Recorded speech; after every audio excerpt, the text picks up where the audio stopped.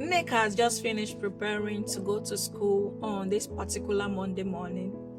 Before stepping out, before leaving the house, she went to the mom. I was like, "Mom, I'm going to school."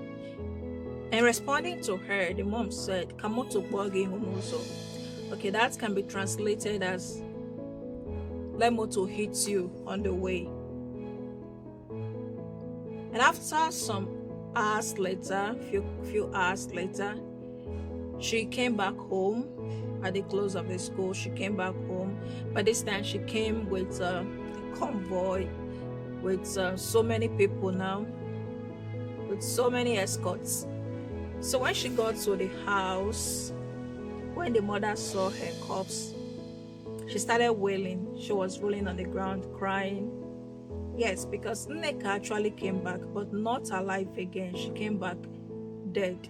In short, she was brought home. People carried her back to her mom.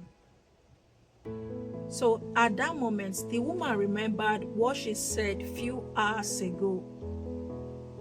"Let's moto run into you." And that eventually happened because she got hit by a car just on her way back home. Dear friends in Christ, I want us to reflect on this topic today: parents' benediction. Parents' benediction. We'll break it down as much as we can, going by the word parents, that is a mother or a father, a person who has given birth to or raised a child, or a person who takes care of and nurtures another person, often in a parental role. Now, benediction.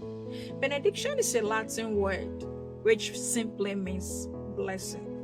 So, from this, we can say that parents' benediction refers to the act of seeking God's blessings, guidance, and protection for one's children. And now, are there biblical foundations to this parents' benediction? Of course, yes.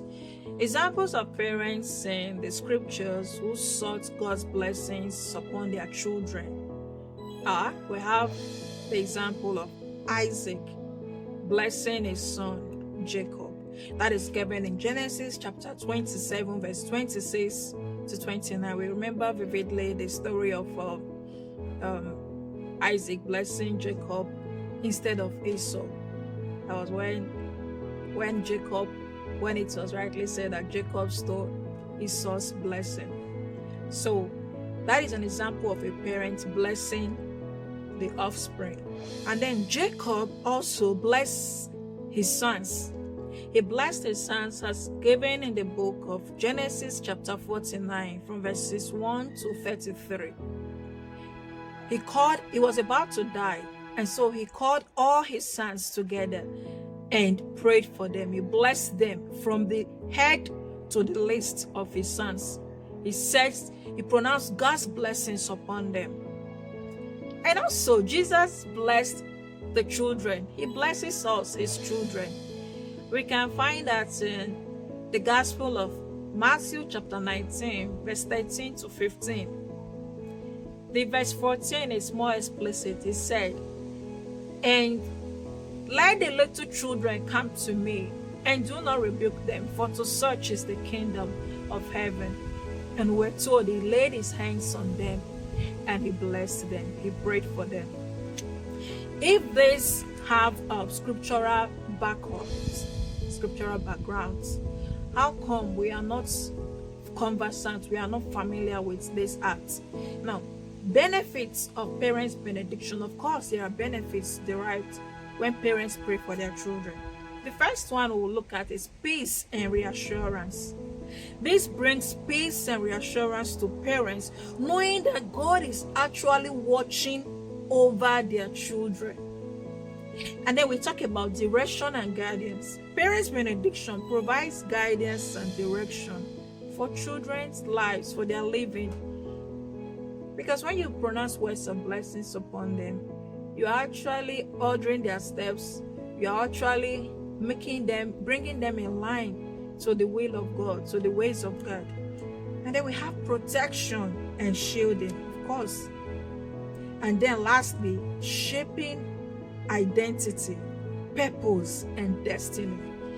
You may not know, you may not fully know, you as a parent, what your words, the length at which your words can go when you use them on your children.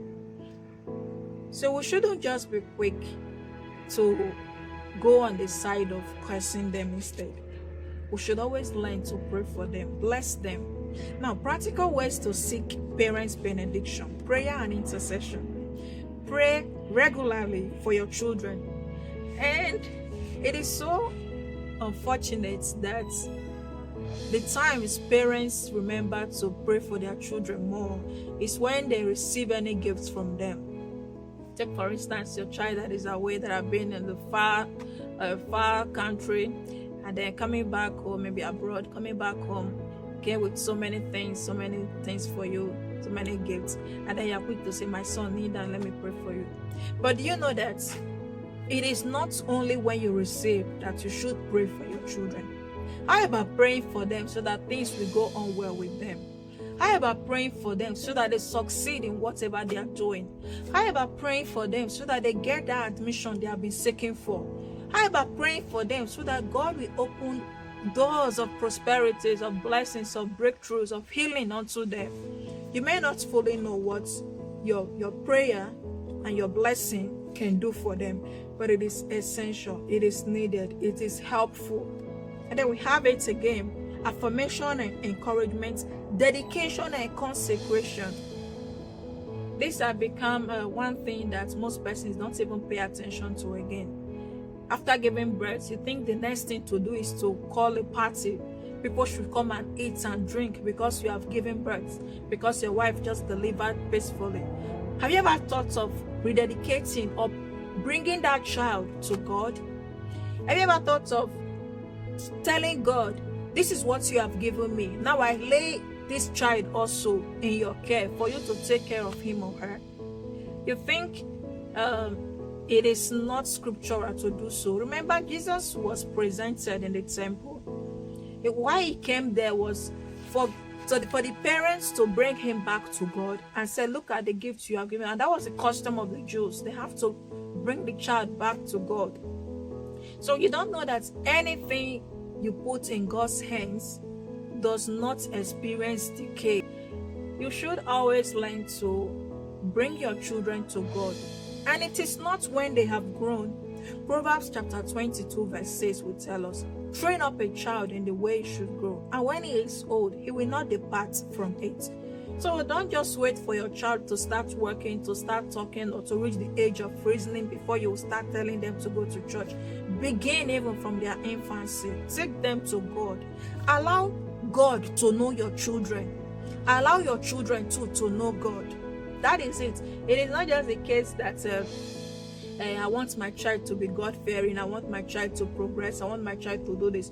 Remember that God is the giver of all good gifts, because he said every good and perfect gift comes from God, comes from the Lord, the maker of heaven and earth. So if that is the case, why don't you remember this essential aspect by bringing your children to God, allowing God to know your children?